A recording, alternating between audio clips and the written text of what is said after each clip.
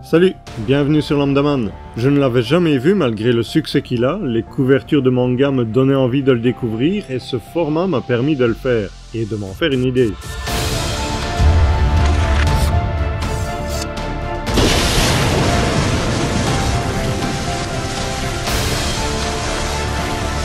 Alors dès le début j'ai trouvé l'animation agréable avec un peu de CGI mais pas dérangeante du tout, le chara-design est très chouette, les bases sont vite posées grâce à la scène d'introduction, la musique est présente au bon moment et nous plonge dans l'ambiance, le générique est cool aussi et on se surprendra à le remettre pour le réécouter. Mais que raconte cette histoire qui semble parler de pompiers un peu particuliers? Eh bien ce ne sont pas des pompiers ordinaires, ça c'est clair, car ils sont une version 2.0 je dirais, des exorcistes habituels. Car dans le monde ont commencé à apparaître des gens qui soudainement se sont enflammés littéralement.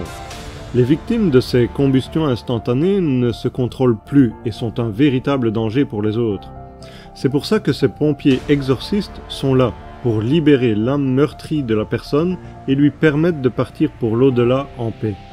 Mais ils sont là également pour découvrir pourquoi ce phénomène est apparu, et Shinra Kusakabe, dont on va suivre l'évolution, semble avoir vécu des choses qui le mettront sur la voie, car sa maman et son frère ont été brûlés dans un incendie dont son entourage le pense responsable. Mais pourquoi? Eh bien parce que certaines personnes se sont vues obtenir des pouvoirs liés à ces combustions instantanées, mais je ne sais pas pour quelle raison. Shinra appartiendrait à la troisième génération de ceux qui ont obtenu ces facultés, et il peut faire jaillir des flammes de ses pieds, ce qui l'aide à se propulser à grande vitesse et d'attaquer ce qu'ils appelleront des torches humaines. C'est son premier jour à la 8e brigade et cela nous permet de faire connaissance avec les premiers intervenants, car il y en aura d'autres bien sûr.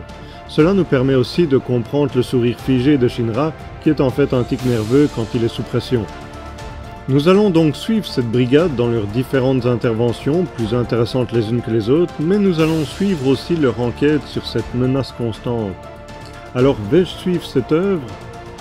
Je vais essayer en tout cas, car j'ai déjà beaucoup à regarder et je vois qu'il n'y a que 2 saisons pour l'instant, bien que la 3e devrait sûrement arriver fin d'année ou début 2022.